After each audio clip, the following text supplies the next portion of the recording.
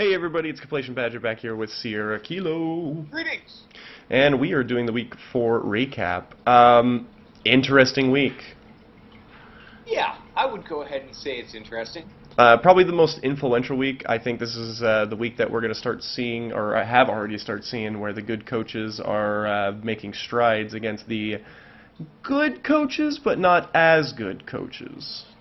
That is a way to nerf the fuck out of whatever you just decided to make that into. Um, I think that it's the week that, well, first 2 weeks were second week was a rematch of the first week, so we didn't really see a big change from there.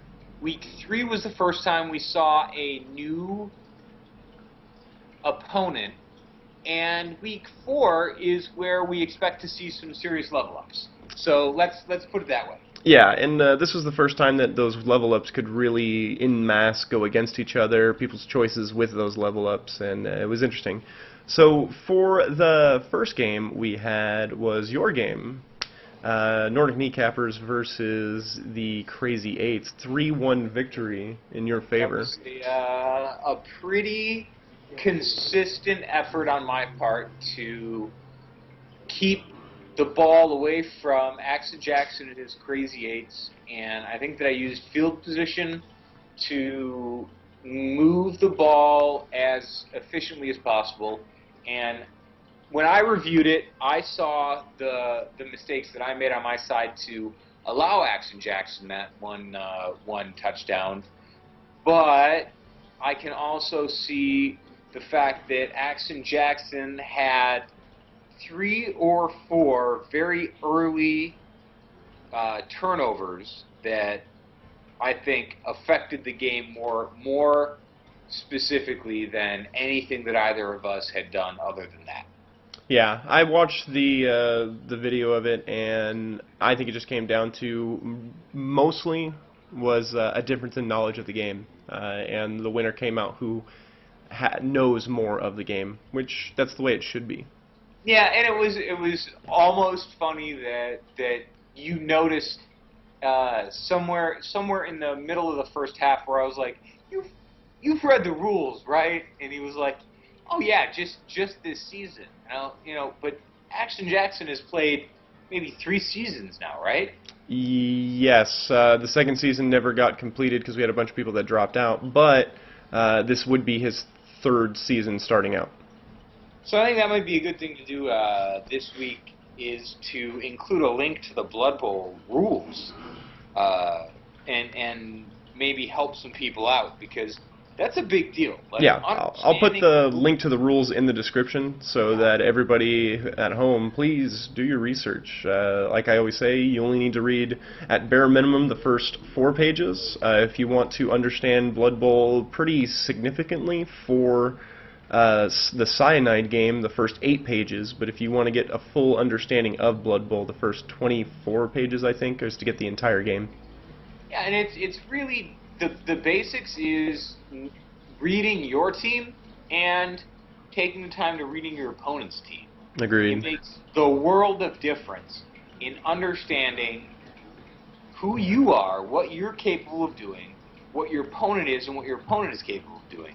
And just avoid the things that they're good at, and just keep doing the shit that you're good at. Agreed. For the next game, we have Sunday Speedwalkers against Pitch Doctors for my game. What'd you think of that one? That was probably the most one-sided game until it became the one-sided game on the other side.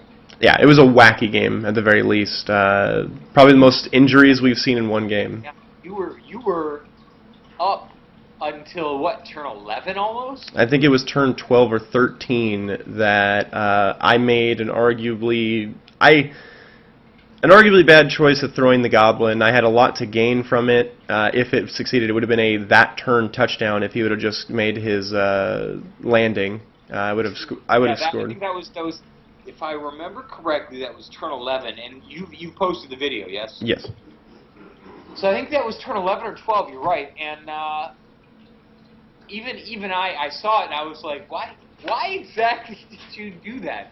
And I see your point where that was, you were up 2 points and Sunday Speedwalkers came back to a tie in the last 3 or 4 turns. 3 or 4 turns. And that was one of those ones where I calculated. I was like, okay, I can get the ball downfield at the very least, if not get a touchdown immediately, cementing a 3-0, which would have been almost no chance of returning. Right. She had no rerolls remaining, which was my huge argument in that. She had no rerolls, not a single one remaining for the remainder of that half, and she still managed to get everything with no rerolls. Yep. That sounds like Ducky Shoes. Yep, but, you know, it comes down 2-2. I doubled my points that I have in the league, so I can't complain too much. I'm going to still be scraping bottom at number 8, but it was fun. I enjoyed the game, so that's really all that matters. And I'm really excited because you did such a really good job that I really encourage any of our viewers to go ahead and watch that game and see what his team is capable of doing with that Looney and with the other special characters, because you're not going to see that too often, and he did a really good job of using those players when they were available to him to make those scores. Well, thank you. Next game, Snarl 2 Smashers versus the Umbrella Corporation. Wow, the biggest skunk we've seen. 4-0. We were really concerned that this would go the other way, but in my commentary of the Week 3 wrap-up, I was really encouraged that Umbrella Corporation had those buffs on his vampires, and what did they do? They do. That +1 agility was just too much. We actually watched the game. The Master Rack just held up a webcam facing his monitor, and the two of us watched it, and we were basically just mocking him for the entire game because those vampires were dancing on him. That's absolutely true. It's mostly because he didn't split his beard and braid it. That's true. In fact, we have him right here. Do you want to come over here and say something about your game? No, he doesn't. He doesn't. He doesn't want to say anything. It was pitiful. Shame. I feel like the game shit on me. I told him no matter how much he reiterates, it cannot describe the Those level first of 3 bad. games I did really good. Well, the first game I did rolls okay, but the second and third game my rolls were really good, and then that fourth game it's like everything I had good just tumbled over, and all that negative that I didn't get just crapped on me all at once. And I just seem to have bad luck against Brandon and Ellie's teams the first time I play them. Ellie's team beat me the first game. I came back and won the second game 2-0. And the first time I played Brandon's team, and the real bad part was his thralls were kicking my ass. It wasn't his vampires that were doing the damage. That's true. They got all the injuries the thralls did. It was the thralls. The vampires were scoring, but the thralls were doing all the damage. But did you at least have fun? After I got on the call with you guys, it was fun. Before that, I was just miserable. I was suffering alone, but when I had someone to laugh at my suffering with me, it made it a lot better. If you're gonna be So, miserable, thank you guys for being there for me in my time of need. miserable with company. Otherwise, I might have put my keyboard through my computer monitor. Yeah, miserable with company indeed. I'm not 100% sure you have enough strength to do that, but I believe that you would have attempted. That's true. Alright, so Iron Beer abilities against exactly as planned. We just watched that. Yeah. And that was such a good game to watch. And I'm on the Until it stopped being such a good game to watch and became a little bit expected. Alright, hold on. It looks like Master Rack has one more thing to say about his game. Agility 5 vampires. Boy, I really hates it. It's true. Braid your beard before you use any accents, bro. Bro. Alright, so... Push my hair to the left, get a little bit of a wave action, and go Cali. There you go. I'm on the opposite side with that Iron Beer Belly's exactly as planned game. For me, it was a lot of wasted potential on the Chaos side. I thought that that was needed to be in the game where he was like ball movement, ball movement, ball movement, and he just didn't take advantage of it. He could have, he easily won on the line with those Chaos Warriors. We knew that was going to happen. We knew that there wasn't really a chance for the dwarves to stand against him on the line, but that ball movement wasn't there. He could have taken this game, and I think that's what everybody's problems have been against the Iron Beer Bellies so far, is that nobody's playing the passing game against them. Right. I saw the same thing that you saw when we watched and commentated upon it. Because I'm going to use your word. Instead of commented on it, I'm going to say commentated upon it. There you go. We saw a lot of missed opportunities to move the ball, and a lot of what you and I consider wasted movement actions and wasted rerolls on movement actions that didn't advance the ball position. Yeah. If you want more information, we do have most of these games posted. The only ones we didn't get were the Snarl 2 Smashes and the Umbrella Corporation. And I'm sure in the Goblins will get links up there for you if you need them. But you know what? The truth of it is, we have recently found an ability to do such things. And yes. We might be able to repost all of these games. Week 5 should be the first week that we have every game recorded. It may just be the two of us babbling about them, but every game should be recorded. Well, it's not like I have anything better to do. That's true. All right. I actually just ride my stationary bicycle and in short shorts and just talk about shit. Yeah. I do. So the Butcher's Bill, nobody died this week. We got another week. Let's talk about how one of my players got killed and then directed. That's true. An apothecary first or second turn saved you from a death. That was pretty good. Yeah, to a not dead, which was one of the better options for the apothecary. Yep. For Rising Stars, first was Pitch Doctors. Dr. Stickman, my pogoer. All those levels. What a badass. Yeah. I picked up Sidestep. I was really, really, really torn of what I was going to pick. And I just decided on Sidestep to try to get him to stay alive and hopefully get... Yeah, I think that's a good way to go about things, is you get to position him effectively for your style of play. And the big deal is he's my main ball carrier, so if you do a defender stumbles on him and you don't have tackle, my Sidestep is just going to get me more down the field. Agreed. Alright, for exactly as planned, his baseman, Trolley Muzzle. Now this was I think a really good choice. He picked up that claw. That claw! This is a really good one, and you can actually see the claws there being all clawy-like. Making everybody armor value 7 for him, that Beastman is going to be scary, and I think he's playing is he playing Mass Rack next time? I think so. Yeah, I think so. So that's going to be an armor value team, so this Trolley Muzzle might be an MVP for that game. Well, in the MVP is randomly generated. Let's hope to say that he earns a lot of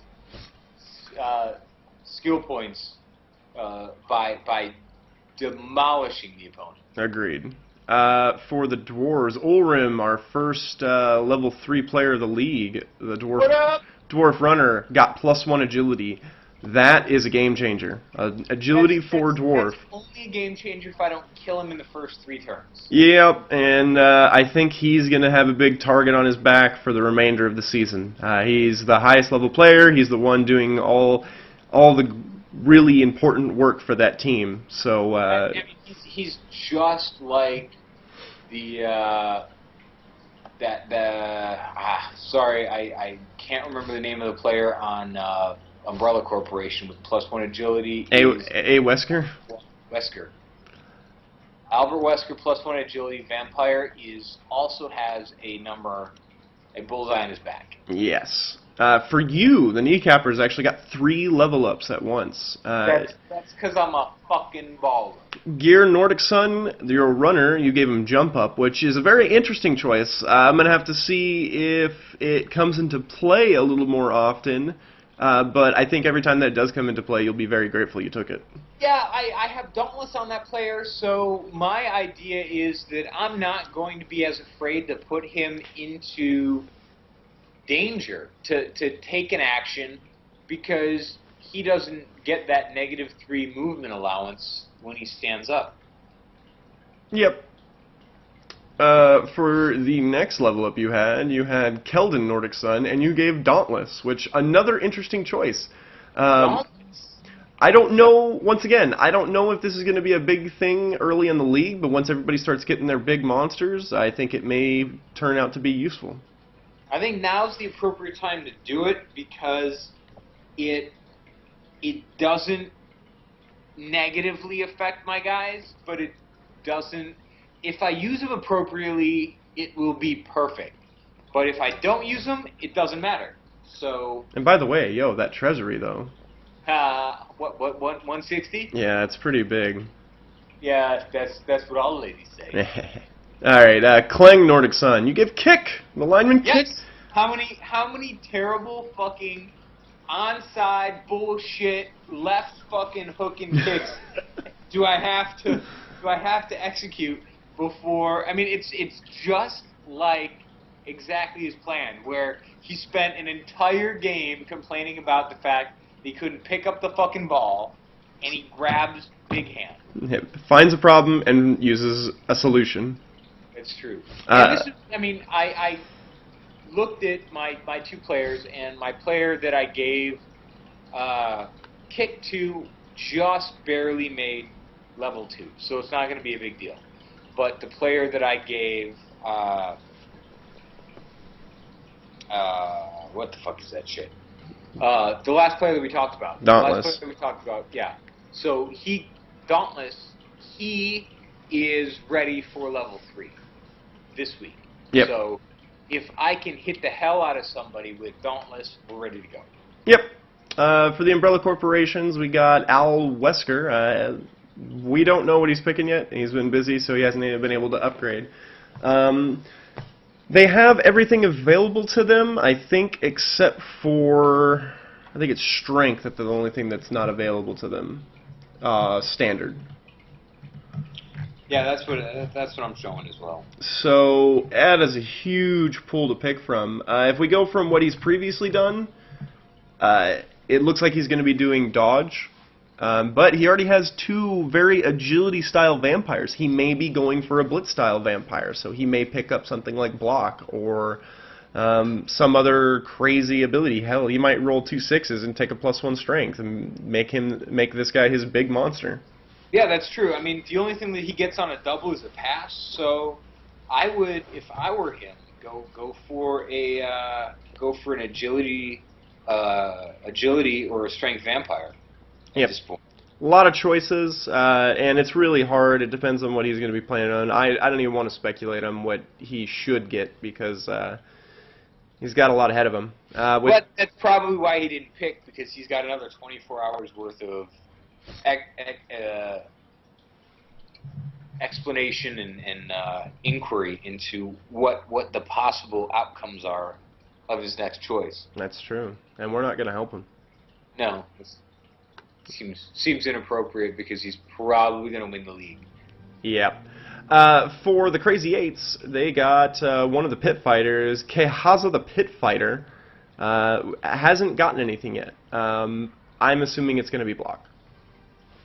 Well, I wouldn't believe that anybody would pick a different first one. Unless it's something crazy like, I don't know, +1 agility or something. I think block is going to be the choice, and I think that's what it's going to be. That's the reasonable expectation of that situation, because unless you get a role that you just can't pass up, even though, I mean, we've talked about it before, where getting a additional skill point is not really as beneficial in the first few weeks, but you just can't pass it up. Yeah, it's tough sometimes. I will say though, look at his treasury, 170,000, and you know what that means. Yep, somebody's buying something big. That 8 spot has been open for the entire the entire season. Little lemon pepper spice. Little pepper with a little bit of blood. Yummy. Yeah, 8 spot, and as we all know, 8 is the number of corn, and looks like we might be getting a Bloodthirster summoned to the pitch for the next game against me. Yeah, well, let's let's hope for your account that that doesn't happen, but at the same time, I wouldn't mind seeing a bunch of your guys killed. I will say that I hope he brings that Bloodthirster because my Fanatic needs something to smash. Oh yeah, baby. Alright, so the Snarl-2 Smashes. Everybody got at least one level up this week, and the Snarl-2 Smashers were no exception. That really makes it fun. Yes. Their level up was Grimmar, and he picked up Block for a lineman. I think it's an excellent choice. That's the only choice for a level 1 or a level 2 lineman. I don't know, Kick. No. See, I think that I picked up a lineman with Kick because I've got so many fucking people with Block that it's disgusting. Yeah, but I still think that lineman with Kick would have been good, but Block, you can't argue against it. No, you can't. Alright, for the last one, Sunday Speedwalkers, Olatenero, the lineman, picked up Dodge, which I think is a more common choice for Wood Elves, every first choice being Dodge. Her recent choice of Shadowing and obviously the movement allowance hasn't lent her the ability to pick up Dodge, but she picks it up. I think Dodge is an excellent choice. I would definitely, if she's going to go a Shadowing route, I would pick the Dodge before the Shadowing. No, you're absolutely right, and I think that made a very strong play into what the Wood Elves are good at, and is going to play into her playstyle. And the big thing about the Dodge is that her low reroll count, she's tied for lowest, or actually I think now she has the lowest rerolls in the league since Exactly's plan went and Iron Beer Bellies went up to 3. Low rerolls, Dodge makes up for that. Yeah, absolutely. Okay. We're making progress throughout the league, and I really like to see how the teams evolve, because week 1 and 2 you're playing standard teams, but once you get into 3 and 4 and after that, then it's very personalized into how you want to play your teams. Yep, and then that's where they start diverging into who your team specifically is. It's getting fun. Yep. All right, for the week 5 matchups, we're looking at the first is going to be Iron Beer Bellies versus the Nordic Kneecappers. It seems like you're always on the top for some reason. It's because I always am on the top. There you go. How are you feeling about that game?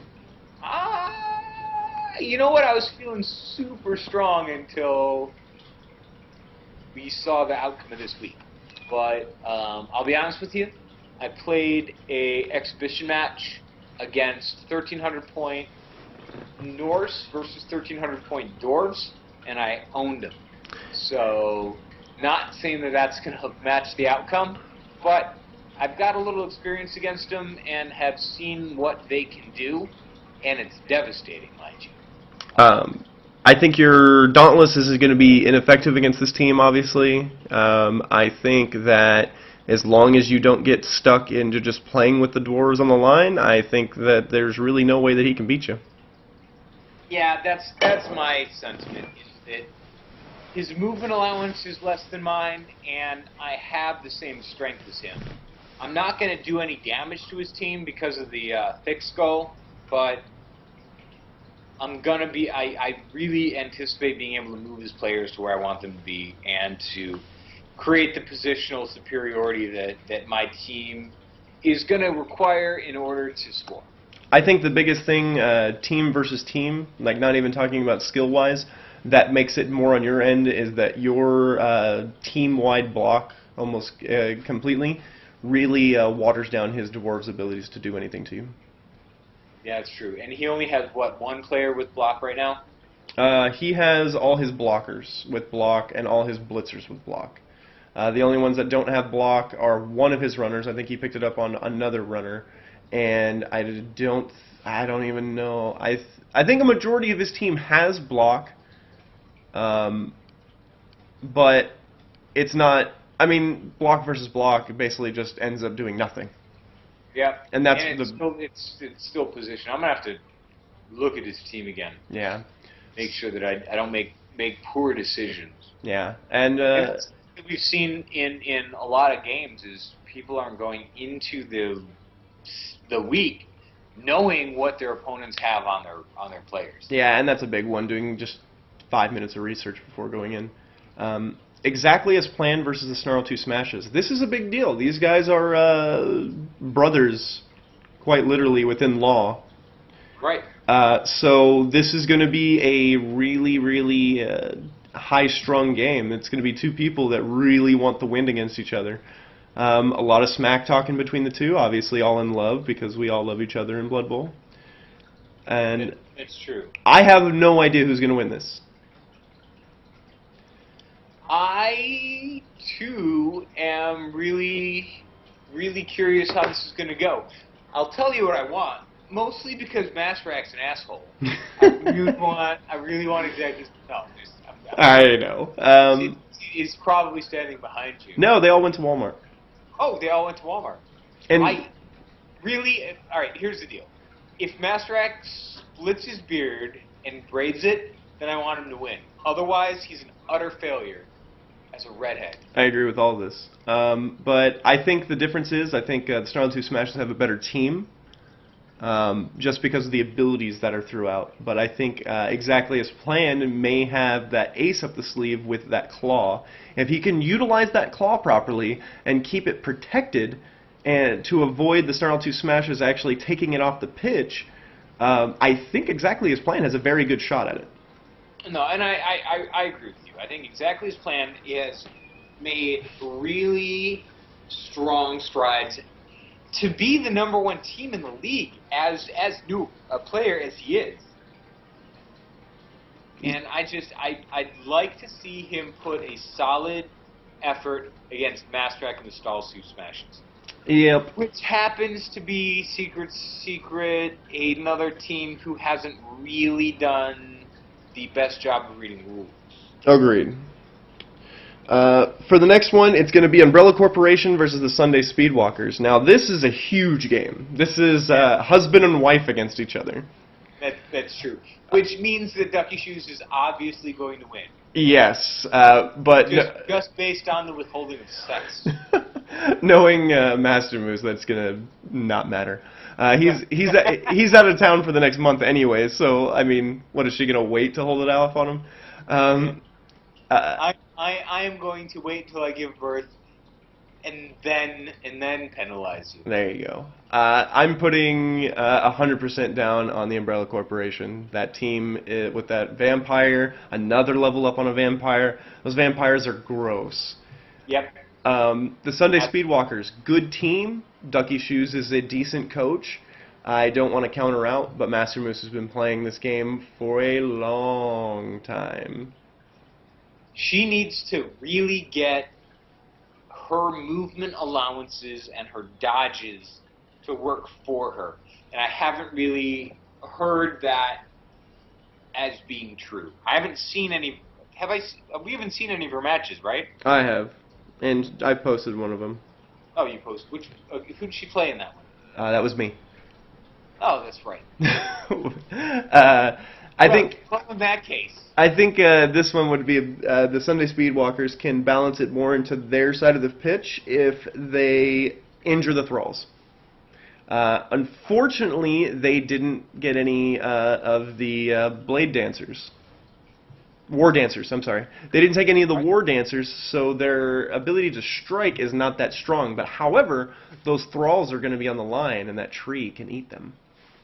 Yeah, and that's what she needs to do. She spent all that money on that tree. She needs to make that tree work for her. Otherwise, it's just a money pit. Yeah, her only chance is good field coverage to avoid the agility 5 vampire from just running all over her and smashing those thralls early. Get them out of the game, make his bloodlust count badly for him. Exactly. Well put. And for the last one, Pitch Doctors against Crazy Eights. Obviously, I'm partial to one of the teams, so I feel like I can take this. But yeah, well, go ahead. Let me hear what you got to say. I think, especially if I get reception first, I think I can pull this out pretty clean. Not going to have to worry about a high agility team, so the quick passes against me are not going to really work out as well as they did in the previous game. What I will have to worry about is the bashing that's going to come from his side, but basically every single game except for my last game has been heavy bash anyways, and I've come out pretty clean from it. Yeah, and I think that you do a very good job of playing the agility teams, and I think that AJ is going to play a very good job with the Bash team, and I have faith in the fact that you played this game longer. You're going to be able to make up the difference in strength. But it's goblins. Yeah, just don't unnecessarily throw your fucking goblins. Yep. If you're up 2-0, just play defense, bro. But come on, 3-0? How awesome would that have been? Less awesome than kind. Yeah. Alright, so for the rankings, in 8th place, pulling up the rear, is the Pitch Doctors. Hey. Arguably the best team in the league. Arguably. Roughly 7 teams could make that argument against it. We have in 7th place the Umbrella Corporation, but it's a tied 7th place, and I think that's going to change very abruptly in the next few weeks. Crazy 8's in 6th place, dropping down with that 4 points, keeping it even at 1,000 value. That is decidedly even. I love seeing even. Yep. The Sunday Speedwalkers are at the top for having 4 points. They're in 5th place. Once again, they are 1,000 team value. Masrack with 6 points is in 4th. That's where he and I talked about it after his game. I figured he'd be about 4th place because I figured this is exactly what the standings were going to be. Exactly as planned in 3rd was 7. Iron Beer Bellies in 2nd with 8 points. And look who makes a 2nd appearance in 1st place. This is the first time we've had it in this league. That's true because last week was a fluke. Don't be so modest. You know me. I am the modest motherfucker you've ever met. You want me to talk about how modest I am? I could hear it at great length, but I don't think the viewers have the time. You are the only team with 3 wins. It's to us on YouTube. I guarantee they have the time. Yep. You are the only team with 3 wins. That's true. And I am the only team with no wins. That's true. So, this is what has to happen. You and I keep talking about how good I am and how bad you are. Yeah. And no? No, I mean, that's perfectly fine. But I was going to say, now we have to place bets on who is going to be the person who loses to me first. Oh, shit. All right. I got to go back to the calendar. It's going to involve some drinking, I suppose. I think, if I'm going to guess, the first person that's going to lose to me is Axon Jackson. I don't think there's really good choice for a long while after that. We're looking at the Umbrella Corporation after that. We're looking at Flying Coconuts after that with the Dwarf Iron Beer Bellies. And then we're talking about you in match 8. Yeah, because I'm clearly going to fucking just make you eat my testicles. Yep. And then in match 9, it's Axon Jackson again. All right, here we go. Here, let's look at it. Let's look at it. Complacent. Yeah, I'm gonna go. You know what I'm gonna do? I'm gonna go 2-1 Axon Jackson. You're gonna say that he's gonna be the first one? I'm gonna say that he's gonna beat you. You think he's gonna beat me? So who's my first win gonna be against? Do you think it's gonna be all the way up to match 10? Mayos is going to own you. That's not your fault. He's just going to be leveled up enough where he's going to be super dangerous in the league. You think Matt... Flying Coconuts, I want to say that you're going to beat Flying Coconuts week 7. You think so? Yeah, I think it's going to be 2-0. Okay, so do we want to make that standard bet? Let's make that a standard bet. All right, the normal cause, and we'll, if we ever get it, one up on me, so that would even it out. Well, if you beat, well, are you calling a score or are you just calling it? I'm just calling it. If AJ is my first win, I win. If Flying Coconuts is my first win, you win. All right. And then if I win against anybody else first, then it doesn't matter. All right, deal. All right, good. Virtual shake on it. Virtual shake. All right. That's almost a teabag. What? All right. Well, on that note, you've had plenty of France in your stomach, so That's true. we're not going to go through the Hall of Fame because it doesn't really change all that often through week to week. So we're going to probably hit Hall of Fame every 2 or 3 weeks at a time. As long as I'm in first place, everybody knows who's winning. Exactly. Carry on. All right. Well, that's us. We were trying to do this in under 20, but hopefully we did it under 40. All right. Like, subscribe, do all that stuff if you like what we're doing. It's really fun because otherwise I'm going to get discouraged and then I'm going to start breaking things. It's going to be an international incident. Exactly. So to save America's face to the rest of the world, you need to like and subscribe us. That's true. We appreciate it. We do appreciate it. I know the 6 of you that are watching this, 6 of you that are in the league watching. You know what? Not even 6 in the league. The 3 people in the league that watch these.